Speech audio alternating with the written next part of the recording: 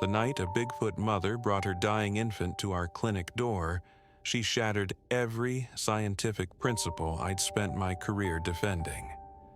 And what I did in those 72 hours would bind me to a secret that outlived my wife and changed everything I understood about desperation, intelligence, and the thin line between species we pretend separates us from them. My name is Dr. Marcus Whitfield. I'm 62 years old, a retired wildlife veterinarian, and for 16 years I ran a remote animal rehabilitation clinic with my late wife Elena in the Shasta Trinity National Forest of Northern California. This is my story, and I'm telling it now because the truth deserves to exist somewhere beyond my memory, even if the world never believes it. Elena and I built our clinic in 2006, 12 miles from the nearest town of Hayfork, accessible only by a deteriorating forest service road that most people gave up on after the first 3 miles. The location wasn't accidental.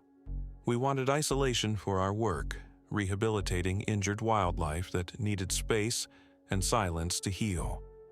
Black bears with infected wounds from illegal traps, mountain lions hit by logging trucks, golden eagles with shattered wings. We'd patch them up, give them time, and release them back into wilderness that was shrinking every year. Our cabin sat adjacent to the clinic building, a converted ranger station from the 1950s that we'd retrofitted with examination tables, surgical equipment, and recovery kennels. Elena had been an emergency room nurse for 15 years before we met, and I'd done my residency at UC Davis specializing in large animal trauma. Together, we made a good team. I handled the clinical precision, the measurements and medications and protocols. Elena brought intuition, an ability to read animals that I'd never quite mastered despite all my training. The autumn of 2008 brought strange occurrences that I documented but couldn't explain. Massive footprints in the mud around our property, easily 17 inches long and 7 inches wide at the ball, with 5 distinct toe impressions. Food disappeared from our storage shed, not through breaking and entering, but as if something had carefully opened the latch and selected specific items. Apples, dried meat, bags of granola. Elena insisted she felt watched during her evening walks, a presence in the tree line that never revealed itself. I dismissed it as bears preparing for hibernation, maybe a transient person camping illegally in the forest. Elena suspected something else, something larger, but she never pushed the theory. She just started leaving extra food on the porch, arranged on a flat stone like an offering. I thought it was silly. I was wrong about many things back then. October 23, 2008, 11:47 p.m. I remember the exact time because I checked my watch when the pounding started, thinking maybe someone had hit a deer on the access road and needed help. But this wasn't knocking. This was the desperate striking of something heavy against our clinic door, rhythmic and urgent, like a drumbeat carrying a message of pure panic. Elena woke instantly beside me. She grabbed the flashlight from her nightstand while I reached for the tranquilizer rifle we kept loaded in case an aggressive animal needed sedation. We moved through our cabin to the clinic entrance, our bare feet silent on the cold floorboards. Through the window beside the door, illuminated by our motion sensor floodlight, stood a silhouette that made my breath catch in my throat. 8.5 feet tall, maybe more. Shoulders that would dwarf any linebacker. Covered in reddish-brown fur that caught the harsh light and seemed to glow like burnished copper.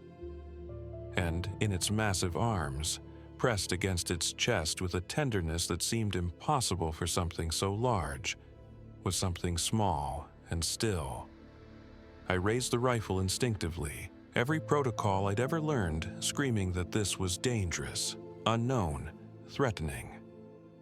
Elena's hand came down on the barrel, pushing it toward the floor. Her voice was steady, certain in a way that made me listen even as my hands shook.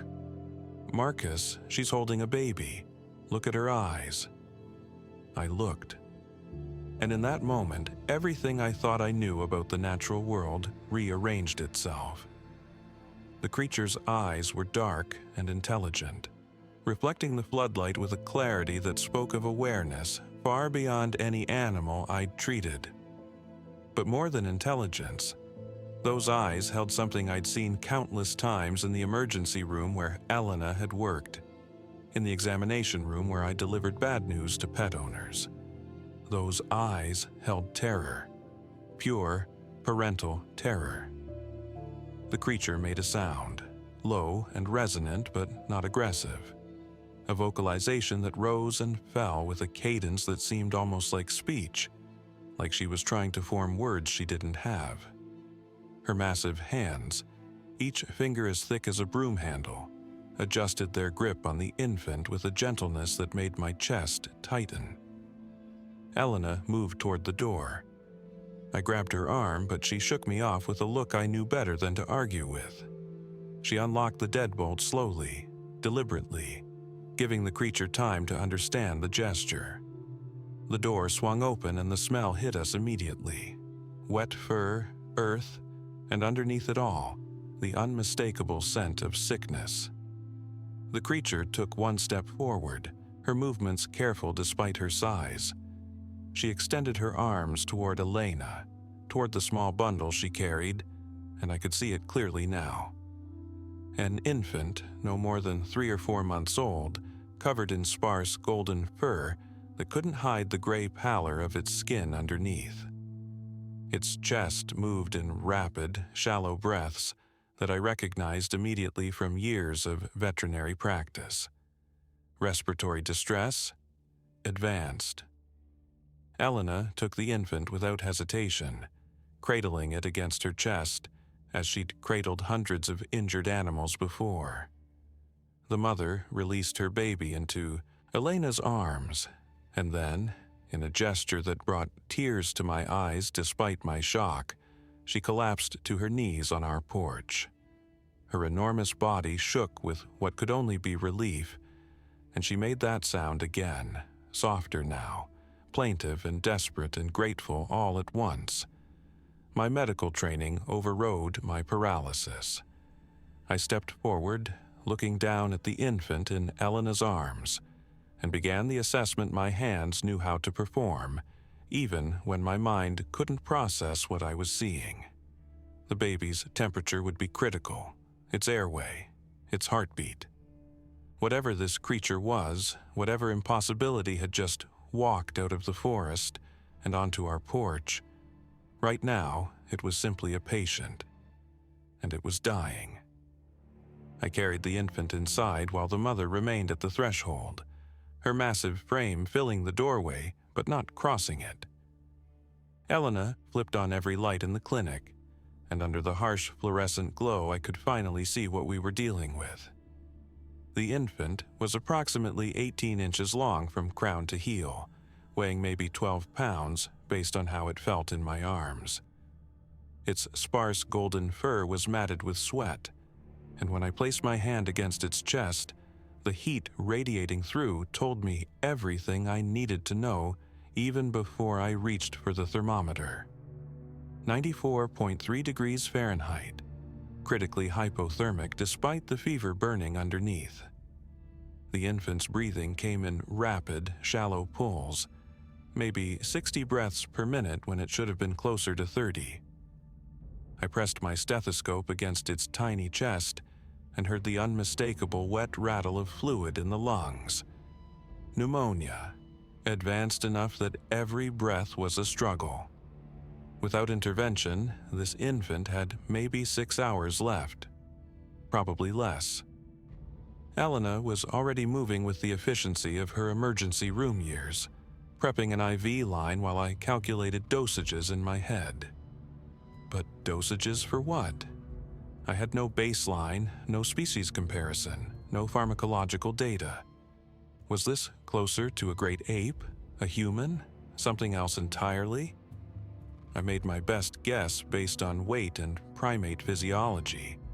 drawing up ceftriaxone for the bacterial infection, and starting fluids for the dehydration that had left the infant's skin tenting when I pinched it gently. The mother watched every movement from her position at the door. She was so still she might have been carved from stone, but her eyes tracked the IV needle as I slid it into a vein on the infant's forearm, watched the clear fluid begin to drip through the line, followed Elena's hands as she wrapped warming blankets around the small body.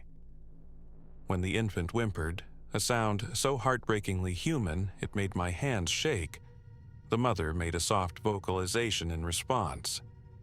Comfort. Reassurance. The universal language of a parent telling their child that everything would be okay, even when they weren't sure it would be. I set up the oxygen mask, the smallest one we had for treating fox kits and young raccoons, and adjusted it over the infant's face. The mother's shoulders tensed, her massive hands gripping the doorframe hard enough that I heard the wood creak. Elena noticed immediately and turned to face her, holding up her own hands in a calming gesture. "It's okay," Elena said softly, her voice carrying that particular tone she used with frightened animals. "It's helping him breathe. See? Watch his chest. It's easier now." The mother's eyes moved from the mask to the infant's chest, and I saw the exact moment she understood. The tension in her shoulders eased fractionally. She made a low sound, almost a hum, and shifted her weight. Trust, tentative and fragile, beginning to form in real time. We worked through the night in shifts, Elena and I trading off between monitoring vitals and preparing medications. Every 2 hours I checked temperature, respiratory rate, heart rate, documenting everything in a notebook I knew I could never share with anyone. The infant's temperature began to climb slowly toward normal. 95 degrees at 1 a.m., 96 at 3 a.m. The breathing, while still labored, became less desperate as the antibiotics started their work and the oxygen supported each breath. The mother never left her post at the threshold. As dawn approached, painting the forest beyond our porch in shades of gray and silver, Elena brought her water in a large plastic bucket, the kind we used for cleaning kennels. The mother looked at it for a long moment, then bent down and drank, her movements surprisingly delicate for something so massive. When she finished, she made a sound toward Elena, softer than before, and I recognized it as acknowledgement. Gratitude, maybe. Elena returned with food, unsure what to offer. She settled on apples, raw chicken breast from our refrigerator, and a loaf of bread. The mother took everything, eating quickly but without aggression, her eyes never leaving the infant for more than a few seconds. Between bites, she would vocalize softly toward the examination table, where her baby lay wrapped in blankets and connected to IV lines and monitoring equipment that beeped steadily in the quiet clinic. By 8 a.m., the infant had stabilized enough that I felt comfortable stepping back and really looking at what we'd done. We'd treated a patient that shouldn't exist, documented vital signs for a species science claimed was myth, and in doing so, we'd crossed a line that could never be uncrossed. I turned to Elena, searching for words that wouldn't come. She spoke first, her eyes red from exhaustion, and tears I hadn't seen her cry. "We can't tell anyone, Marcus. Ever. Do you understand what would happen if anyone knew they were real?" I understood. I'd spent enough time in academic circles, seen enough documentaries about newly discovered species being captured for study, witnessed the circus that surrounded any unusual animal find. They would take them. The mother, the infant, any others that existed in these forests. They would be tranquilized, transported, caged, studied, poked and prodded and reduced to data points in research papers. Or worse, they would be hunted, killed, mounted as trophies, or displayed in museums as proof of what humanity could conquer and claim. No one can know, I agreed, my voice rough with exhaustion. We document everything, but it stays locked away. This is our secret, ours and hers. The mother made a sound from the doorway, and we both turned to look at her. She was watching us with an intensity that made my skin prickle. Then, deliberately, she reached out one massive hand and touched our doorframe, her palm pressing flat against the wood. She held it there for a moment, then moved that same hand to her own chest, resting it over her heart. The gesture was unmistakable in its meaning, transcending species and language. This is your home. This is me. We are connected now. Elena moved closer to the mother and mirrored the gesture, touching the doorframe and then her own chest.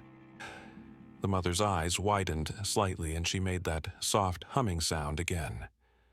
Communication. Understanding. A bridge being built between worlds that were never supposed to meet. I joined them, placing my hand on the doorframe beside Elena's, then on my own chest. "We understand," I said, not knowing if she could comprehend my words, but hoping she could read my intent. "We'll protect you both, I promise." The infant stirred on the examination table, making a small sound that was stronger than before, more alert. The mother's head whipped around immediately, and for the first time since she'd arrived, I saw something other than fear in her eyes. I saw hope. The same hope I'd seen in countless pet owners when I told them their animal would survive. The same hope Elena and I had clung to during her father's final illness. The universal hope that love might be enough to keep death at bay. Elena lifted the infant carefully, mindful of the IV line, and walked slowly toward the door. The mother tensed again, protective instinct overriding everything else. But Elena stopped several feet away and simply held the baby where the mother could see clearly. Where she could see the improved color, the steadier breathing, the slight movement of tiny fingers grasping at the blanket. The mother reached forward, not to take the infant but to touch it. Just one finger against its small hand. Her vocalization changed pitch, becoming something that sounded almost like a sob, and I understood that we were witnessing something profound. Relief, joy, the primal gratitude of a mother whose child had been pulled back from the edge of death. In that moment, standing in our clinic doorway as sunrise broke fully over the forest, I realized Elena was right. This wasn't just about keeping a secret. This was about protecting something precious and irreplaceable. This was about honoring a trust that transcended everything I thought I knew about the boundaries between species, between possible and impossible, between the world I'd studied in textbooks and the world that existed in the shadows just beyond human understanding. Over the next 48 hours, the infant improved in ways that filled me with relief I hadn't known I was holding. By the second morning, his temperature had climbed to 98.6 degrees, perfectly normal by human standards and apparently normal for him too, based on how his color improved and his energy returned. The wet rattle in his lungs cleared as the antibiotics did their work, and his breathing slowed to a steady 30 breaths per minute. On the third day, I was able to remove the oxygen mask entirely. He breathed on his own, deep and clear, his tiny chest rising and falling with a rhythm that told me we'd won this fight.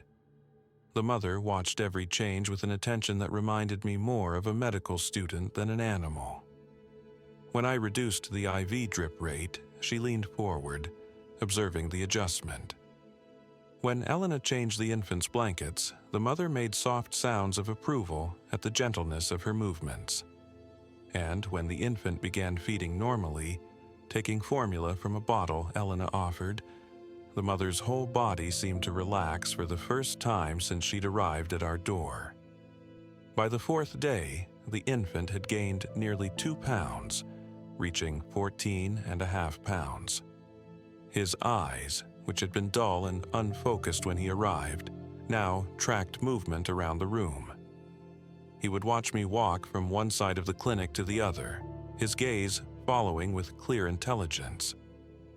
When Elena spoke to him in that soft, soothing voice she used with all her patience, he would turn toward the sound and make small chirping noises in response. The mother began showing signs of comfort as well. She still remained primarily at the threshold, respecting some boundaries she'd set for herself. But she accepted the blankets Elena brought her and even dozed occasionally, though never deeply. She ate everything we offered now, apples and bread and meat, and she drank water regularly from the bucket Elena kept filled. On the night of the third day, she made a sound we hadn't heard before, lower and longer, almost musical. Elena looked at me with tears in her eyes. "That's contentment," she whispered. "She feels safe here." On the morning of the fifth day, something remarkable happened. Elena had been working with the mother all week, building on the gesture communication we'd started.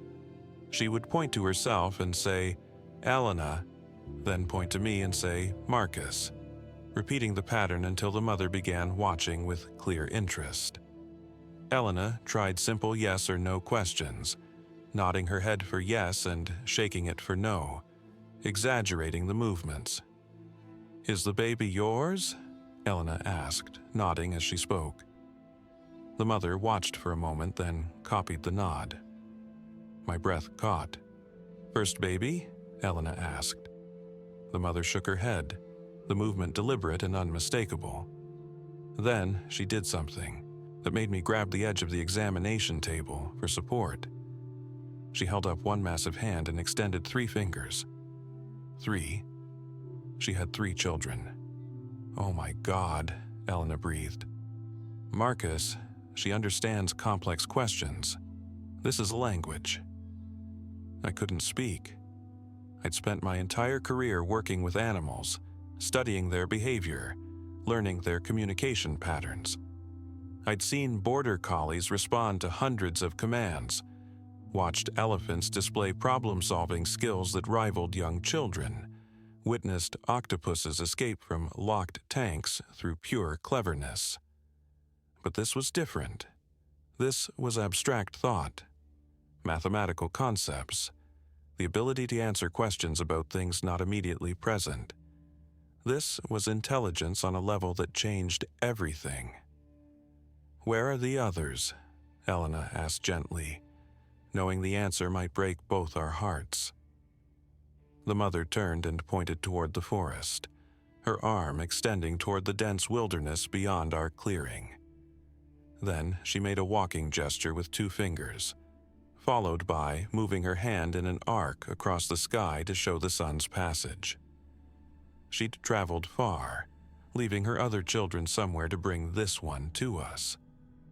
The weight of that sacrifice settled over me like a physical thing. She'd left 2 children alone in the forest, risking their safety, to save this infant's life. How long had she watched us? How many weeks or months had she observed Elena treating injured animals, learning that we were healers, building the courage to approach? And what kind of desperation drove her to trust her baby to a species that must have given her every reason to fear us? Helena was crying openly now. What if hunters found them while she was gone? What if something happened? The mother made a low sound, almost like a whine, and I understood that she'd been carrying that fear every moment she'd been here. The choice between her dying infant and her other children, the impossible mathematics of maternal love. That night, as the infant slept peacefully in his warming box, the mother ventured fully inside the clinic for the first time. She moved carefully, her massive body navigating between examination tables and equipment with surprising grace. She sniffed at the medications on the counter, touched the stethoscope hanging on the wall with one gentle finger, examined the X-ray viewer as if trying to understand its purpose. She was learning our world, cataloging our tools, understanding the environment where her child had been saved. Elena watched her with wonder. She's so careful. Look how she touches everything like she knows it's fragile. The mother approached the examination table where the infant lay sleeping. She looked at him for a long moment, then turned to us. Very deliberately, she pointed at herself, then made a specific sound, a vocalization with a distinct pattern and tone. She repeated it twice more, watching us intently. "She's telling us her name," I said, my voice barely above a whisper, or at least what she wants us to call her. Elena tried to repeat the sound, her pronunciation clumsy but earnest. The mother made an encouraging noise, and Elena tried again, getting closer. When she finally produced something that satisfied the mother, the Bigfoot placed one enormous hand over her own heart and nodded. "Yes, that's me." Elena was beaming through her tears. "Can you make that sound?" she asked me. I tried, my attempt even worse than Elena's first try, but the mother was patient. She repeated the sound slowly, breaking it into components, teaching us the way you might teach a child a difficult word. After several attempts, I managed something close enough that she nodded again. We spent the next hour like that, building vocabulary through sound and gesture. The mother taught us her sound for the infant, a higher, softer version of her own name. She showed us gestures for food, water, sleep, and danger. When she made the danger sound, a sharp clicking noise accompanied by a downward slashing motion, her whole body tensed and her eyes went to the windows, checking the tree line beyond. "What are you afraid of?" Elena asked softly, though we both already knew the answer. She was afraid of us. Not Elena and me specifically, but humans in general. She was afraid of what our species had done or could do to hers. The infant woke and made a small crying sound, and the mother was at his side instantly. Elena lifted him carefully, the IV line long since removed, and placed him in his mother's arms for the first time since that desperate night on our porch. The mother cradled him against her chest, her massive hands supporting his small body with infinite gentleness, and began making a sound I can only describe as a lullaby. It had rhythm and melody, rising and falling in patterns that seemed almost musical, and the infant quieted immediately, his tiny hand grasping a fistful of his mother's fur. In that moment, watching a Bigfoot mother sing to her child in our clinic while the forest night pressed against our windows, I understood something that would stay with me for the rest of my life. The boundaries we draw between species, between them and us, between animal and person, those boundaries are lies we tell ourselves to feel separate, to feel special, to justify our dominance over everything else that lives and breathes on this planet. This mother loved her child the way Elena and I would love ours if we'd been blessed with children. She sacrificed for him, feared for him, sang to him, and trusted strangers to save him when she couldn't do it herself. That wasn't animal instinct, that was love, pure and profound and entirely, terrifyingly human. On October 29th, the infant was strong enough to travel. His lungs were clear, his weight had climbed to 15 pounds, and he could grasp objects with both hands and track movement across the entire room. When I performed my final examination, listening to his heart, beat strong and steady at 90 beats per minute, I knew we'd done everything we could. He was healthy. He was ready to go home to a world I would never fully understand. Elena wept as she held him one last time, pressing her face against his soft golden fur, breathing in his scent like she was trying to memorize it.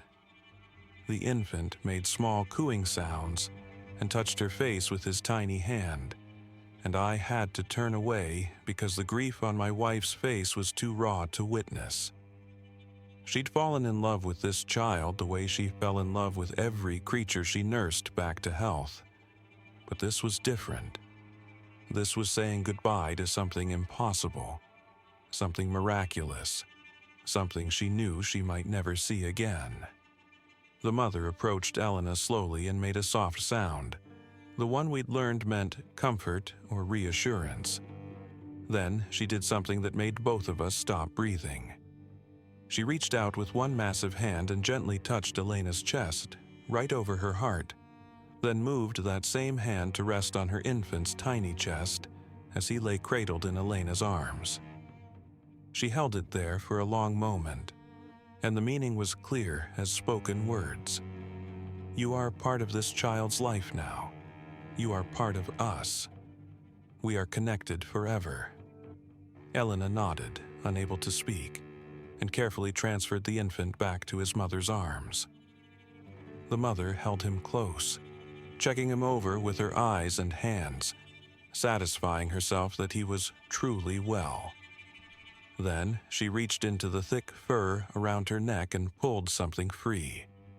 A white stone, perfectly smooth and round, about the size of a silver dollar.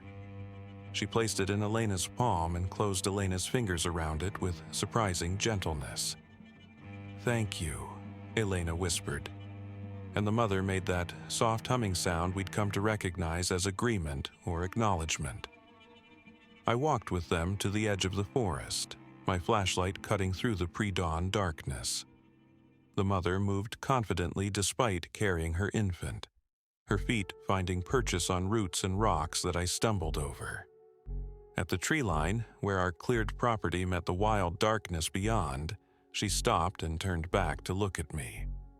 In her eyes, I saw something that transcended species and language. Gratitude, yes, but also a question. Can I trust you? Will you keep our secret? I placed my hand on a nearby Douglas fir, then on my own chest, the gesture she'd taught us. I promise, I said. Your secret is safe. Your family is safe.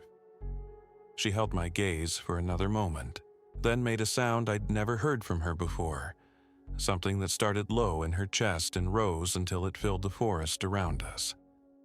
Then she turned and disappeared into the trees, her infant cradled against her, and within seconds the darkness had swallowed them both as if they'd never existed at all.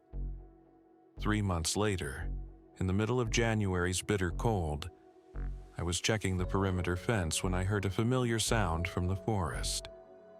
That low, resonant call that I'd only heard once before, on the morning she left. My heart jumped into my throat as I turned toward the trees. She emerged from the tree line and she wasn't alone. The infant, now a healthy, active 5-month-old, rode on her back, his small hands gripping her fur. When he saw me, he made an excited chirping sound, and I swear on everything I hold sacred, he waved. A clumsy, uncoordinated baby wave, but unmistakable in its intent. Elena came running from the clinic, and when she saw them, she let out a cry of pure joy.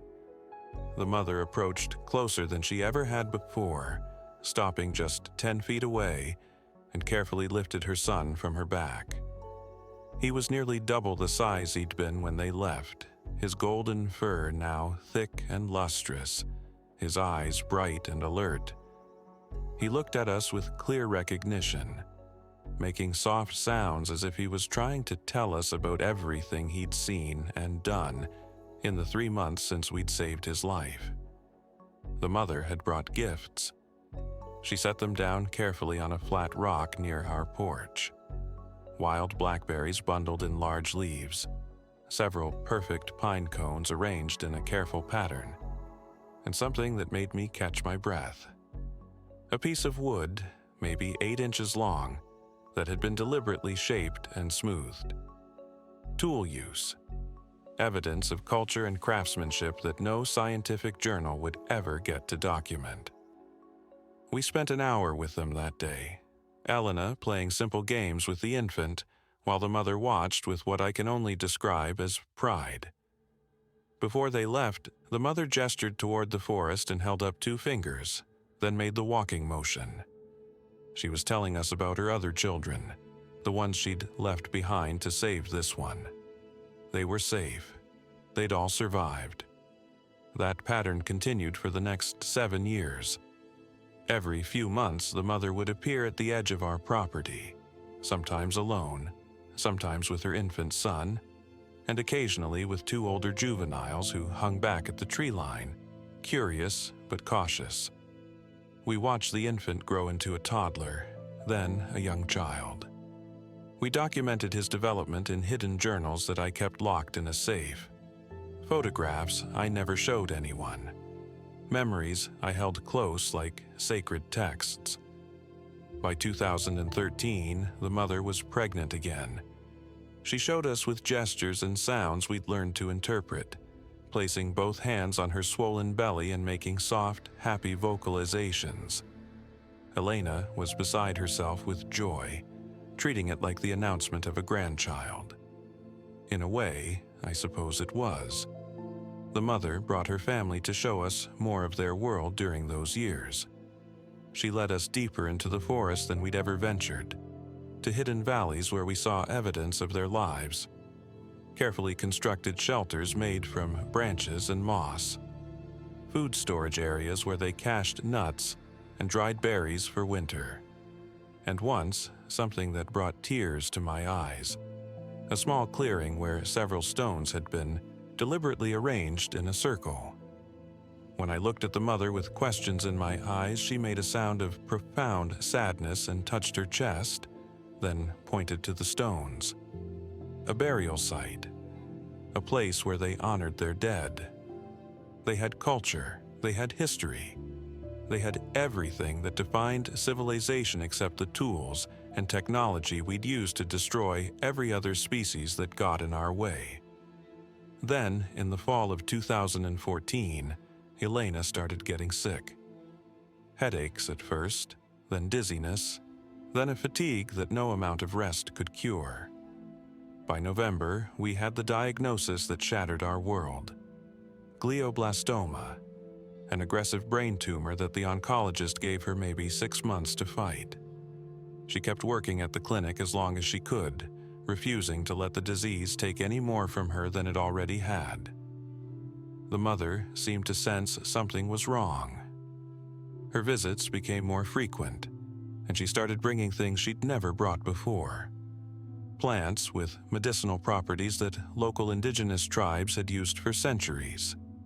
Mushrooms that I later identified as having immune-boosting compounds. She couldn't cure Elena, but she was trying to help in the only way she knew how. Winter gave way to spring, and Elena grew weaker. By May, she was confined to a hospital bed we'd set up in our cabin, too frail to walk to the clinic she'd loved.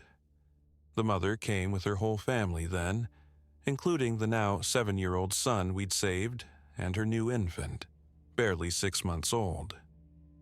They sat in a semicircle outside our cabin window where Elena could see them, and they stayed until the sunset.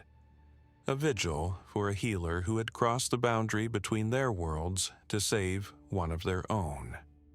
On June 14th, 2015, Elena asked me to open the cabin door. It was 3 a.m, and I'd been dozing in the chair beside her bed when her weak voice pulled me awake. I started to argue, to say it was too cold, that she needed rest, but the look in her eyes stopped me. She knew she was dying. We both did. I opened the door to find the mother standing on our porch with her 7-year-old son beside her. In all the years we'd known her, she'd never approached the cabin itself, always maintaining that respectful distance. But tonight was different. Tonight, she crossed the threshold and moved slowly, carefully, to Elena's bedside. My wife's eyes filled with tears as the mother reached out one massive hand and placed it gently over Elena's small, frail one. The 7-year-old, the infant we'd saved, who was now nearly as tall as I was, touched Elena's face with surprising gentleness and made a sound I'd never heard from him before. It sounded almost like words, like he was trying to say thank you in the only way he could. Elena's last words were a whisper I had to lean close to hear. "Protect them, Marcus. Promise me you'll keep them safe." "I promise," I said, my voice breaking. "I promise, love." She died at dawn, with the mother's hand still resting on hers, with the young male we'd saved standing vigil at the foot of her bed, with me holding her other hand and feeling the moment her spirit left her body. The mother made a sound then that I will carry with me until my own death, a vocalization of such profound grief that it seemed to come from somewhere deeper than her chest, deeper than bone and breath. It was the sound of a soul mourning another soul, and it proved beyond any doubt that these creatures understood loss the way we did, felt pain the way we did, loved and grieved and remembered the way we did. They stayed until sunrise painted the forest gold. Then the mother touched Elena's hand one final time and led her son back into the trees. I sat alone with my wife's body and understood that I now carried two promises, the one I'd made to her and the one I'd made to the mother 7 years ago when I'd placed my hand on that Douglas fir and sworn to keep their secret. The summer of 2015 was the longest of my life. I kept the clinic running on autopilot, treating injured animals because it was what Elena would have wanted, but my heart wasn't in it anymore.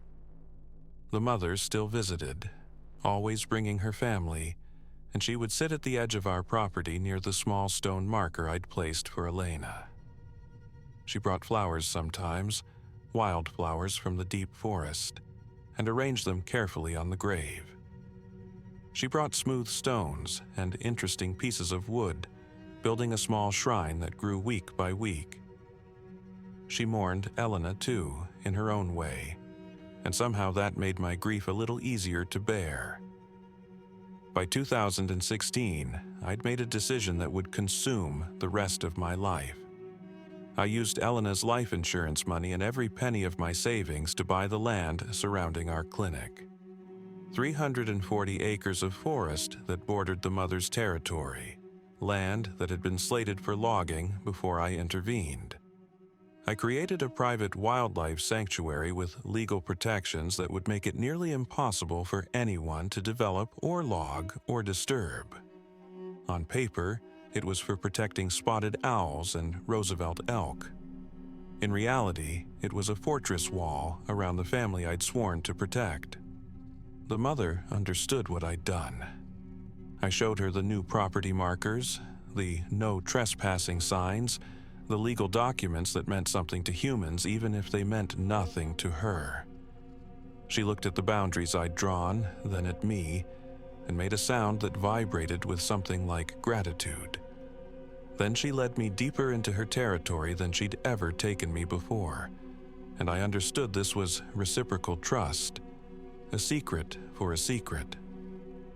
We walked for nearly an hour, her moving with confidence through terrain that would have taken me 3 times as long to navigate alone. We arrived at a hidden valley I'd never known existed, a place where a small creek fed into a natural basin surrounded by ancient cedars. And there, scattered through the valley in small family groups, I saw them.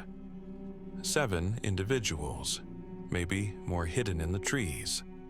The mother's extended family, possibly the last remnants of their kind in this part of California.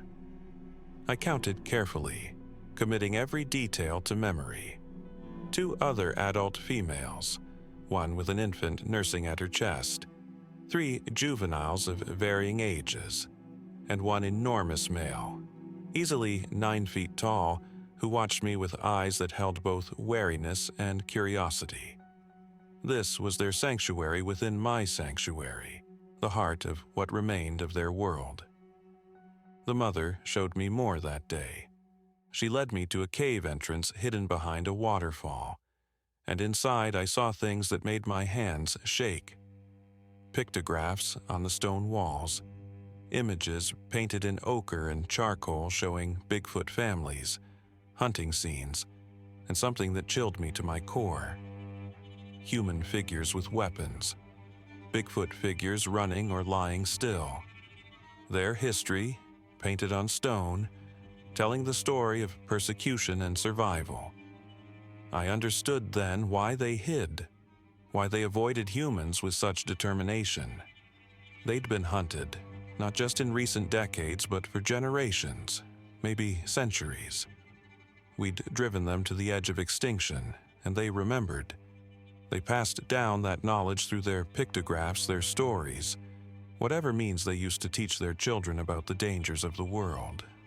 And the most dangerous thing in their world was us. The young male, now 13 years old and nearly adult-sized, had become confident enough to approach me directly during visits. He made complex gestures, teaching me more of their communication, and I began to grasp just how sophisticated their language was. They had signs for different times of day, for weather patterns, for danger levels. They had what appeared to be names for specific locations and individuals. This wasn't simple animal communication. This was language, true language, with grammar and nuance and the ability to convey abstract concepts. By 2020, I'd used everything I had to buy 2 more adjacent properties, expanding the protected area to nearly 600 acres. I was 60 years old and effectively broke, living off a small pension and working occasional consulting jobs to pay for food and fuel. But the family was safe. The mother's son had his own mate now, and they'd had their first infant the previous spring. The population was growing, slowly, from 7 to 9 individuals that I knew of. Then came October of 2023, and everything I'd built began to crumble. The mother appeared at my cabin in broad daylight, something she'd never done before. She was agitated, pacing back and forth, making sounds I recognized as distress calls. She was older now, the fur around her face graying, her movements less fluid than they'd been 15 years ago. But the fear in her eyes was young and sharp and immediate. I followed her into the forest, my heart pounding. She led me to the hidden valley, and I saw immediately what had her terrified. Fresh human footprints in the soft earth near the creek. Equipment mounted in trees, camera traps with motion sensors, small flags marking locations where someone had collected samples. Hair caught on branches, bark scraped for DNA, soil samples taken from areas where the family rested. Someone was hunting them. Not with guns, but with science, and somehow that felt more dangerous. A hunter might kill one, but scientists would want them all, would want to study and document and prove their existence to a world that would never let them remain hidden once the truth was known. I examined the equipment carefully, checking for identifying marks. The camera traps were professional grade, expensive, the kind used by cryptozoology researchers. People who made it their life's work to prove Bigfoot existed. People who convinced themselves they were helping by bringing these creatures into the light of scientific scrutiny. They had no idea what that light would cost. The mother showed me more evidence scattered through the valley. A waterproof container hidden under a rock ledge. Inside it, detailed notes about behavior patterns, territory markers, estimated population size. Whoever was doing this had been watching for months, maybe longer, documenting everything. At the bottom of the container was a business card for a cryptozoology research group based in Oregon, and a date circled on a calendar 3 weeks away.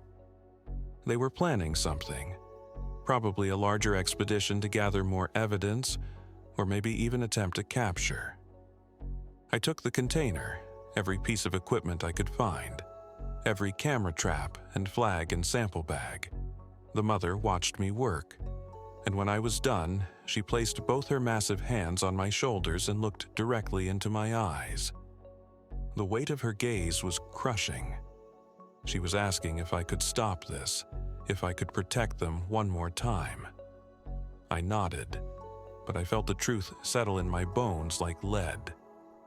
I was 61 years old, fighting alone against forces that had resources and determination, and the law on their side in ways I didn't. How long could one man hold back the tide of human curiosity and greed? How long before my body gave out, or my money ran dry, or someone finally asked the right questions about why a retired veterinarian had bankrupted himself to protect empty forest? But I'd made a promise. To Elena, to the mother, to the infant I'd saved nearly 15 years ago, who now had infants of his own. I would protect them for as long as I had breath in my body, and I would find a way to make that protection outlast me, or I would die trying. In December of 2023, my body gave me a warning I couldn't ignore.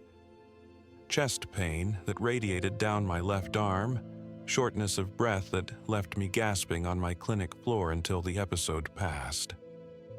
My doctor called it a warning shot, told me my heart was giving out after years of stress and grief and working myself into exhaustion. He gave me medications and stern lectures about slowing down, about accepting that I was 62 and mortal and couldn't save the world alone. But the world I was trying to save was so much smaller than he knew. It was 9 Bigfoot living in a hidden valley, trying to survive in a world that was closing in around them.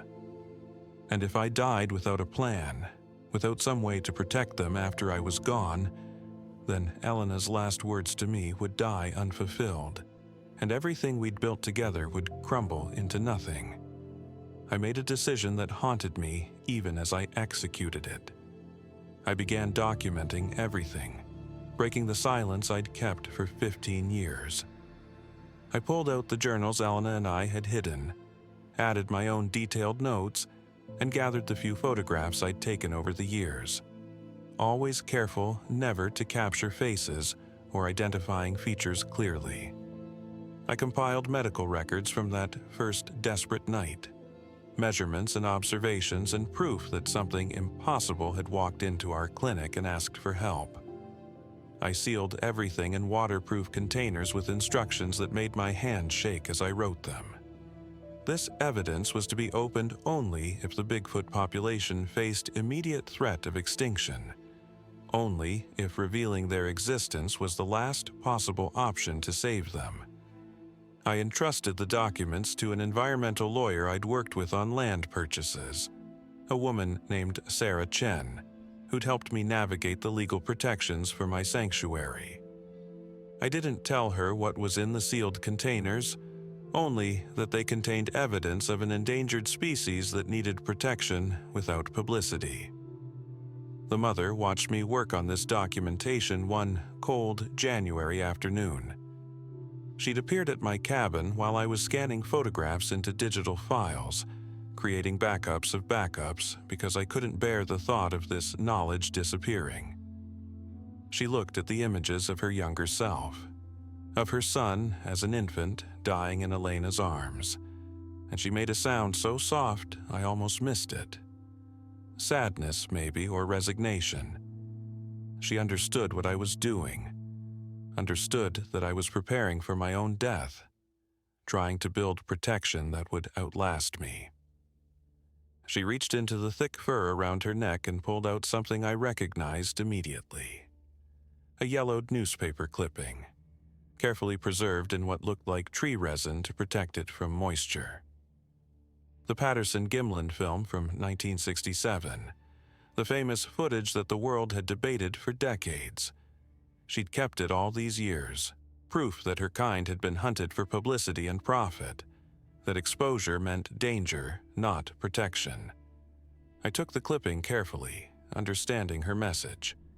She was afraid I would do the same thing, would expose them to save them, not realizing that exposure was just another form of death.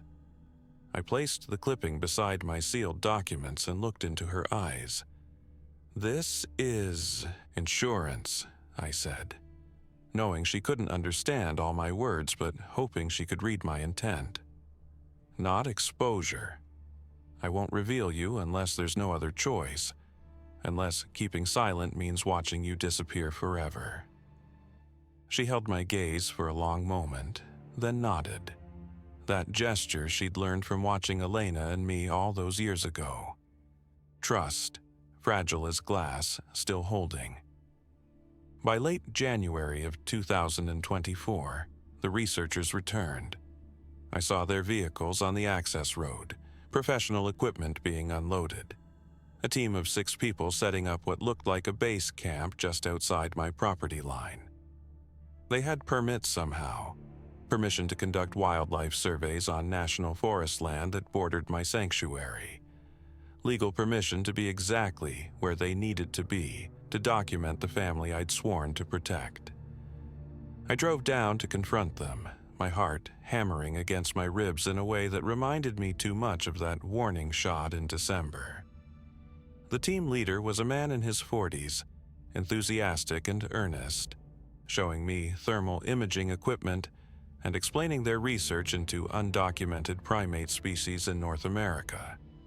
He had no idea he was talking to someone who'd spent 15 years protecting exactly what he was searching for.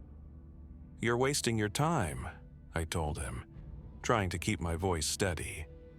"There's nothing out here but black bears and elk. I've been working this forest for 18 years, and I've never seen anything unusual." He smiled like I was a naive old man who didn't understand science. "We have evidence, Mr. Whitfield. Hair samples with unknown DNA profiles, footprints that don't match any known species, thermal signatures that suggest a large bipedal creature moving through these exact areas. Something is out here, and we're going to prove it exists." "And then what?" I asked, feeling anger rise in my throat. "You prove they exist, and then what happens? They get captured, studied, locked in cages, turned into tourist attractions. You ever think that maybe some things should stay hidden?" His expression shifted to something that looked like pity. "Mr. Whitfield, if they exist, they deserve protection under endangered species laws. Documentation is the first step toward conservation." I wanted to scream at him that conservation meant leaving them alone, that the best protection was continued denial of their existence, that every camera trap and DNA sample was a threat, not a promise. But I couldn't say any of that without revealing too much, so I just stood there feeling helpless and old and terrified. That night, the mother appeared with her entire family, something she'd only done a handful of times in 15 years. 9 individuals ranging from the ancient matriarch to infants barely 6 months old, all of them visible in the moonlight at the edge of my property. They were saying goodbye, I realized with horror. They were preparing to leave, to abandon territory they'd lived in for generations because humans had found them again. The young male I'd saved, now 16 and fully grown with 3 infants of his own, approached closer than the others. He looked at me with eyes that held intelligence and sadness, and something that might have been forgiveness. He understood that I'd tried, that I'd given everything I had, and that sometimes everything wasn't enough. Then he did something that broke me. He reached into a pouch he wore woven from plant fibers and pulled out a carving, a piece of cedar wood shaped and smoothed into an image of 2 hands clasping. One hand was massive, the other small and human-sized. He placed it in my palm and closed my fingers around it, the same gesture his mother had used 15 years ago when I'd promised to protect them. I understood the message. We are connected. We remember what you did. We will tell our children about the humans who helped us, even as we teach them to fear all the others. They disappeared into the forest that night, and I haven't seen them since. The researchers spent 3 weeks searching and found nothing. No thermal signatures or DNA samples or footprints. The family had vanished as if they'd never existed, moving deeper into wilderness I can't protect, finding new territory farther from the roads and houses, and curious humans with their cameras and their need to document and prove and expose everything that crosses their path. I'm 62 now, living alone in the cabin Elena and I shared, maintaining the sanctuary I bankrupted myself to create. I still leave food at the offering stations I built years ago, and sometimes it's gone in the morning, though I can't say for certain who takes it. I want to believe they're still out there, still surviving, still raising their children and teaching them about the world through pictographs painted on hidden cave walls. 3 weeks ago, something remarkable happened. A young woman appeared at my clinic, introducing herself as Elena's great-niece, a lawyer specializing in environmental conservation. She carried documents I'd never seen before, journals that Elena had kept separately from our shared records, instructions she'd left with her sister years before her death. "My great-aunt told me to find you if you ever needed help," she said, spreading papers across my kitchen table. She wrote about an unspecified endangered species that needed protection without publicity. She created a legal framework, Mr. Whitfield. A way to protect land and wildlife without having to prove what you're protecting. Through tears, I understood that Elena had planned for this moment years before her death, had seen further than I could and built protection that outlasted her. Together, the great-niece and I have begun implementing Elena's plan, purchasing more land through conservation easements and land trusts, creating legal barriers that will survive long after I'm gone. Yesterday, I found something at the offering station that made my heart soar. The carved wooden hands I'd been given weeks ago returned, but with additions. Small handprints carved around the clasped hands, 3 generations worth. Proof that the family continues, that the infant I saved 16 years ago has children who might one day have children of their own.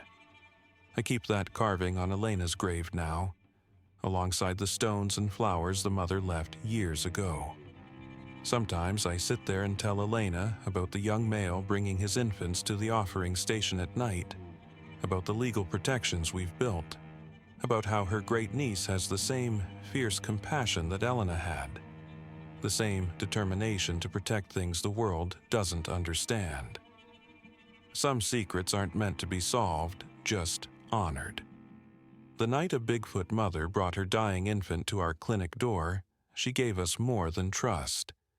She gave us purpose, responsibility, and the understanding that love transcends every boundary we think divides us. In saving her child, Elena and I didn't just save one life. We saved a lineage, a culture, a piece of the ancient world that deserves to exist without human interference.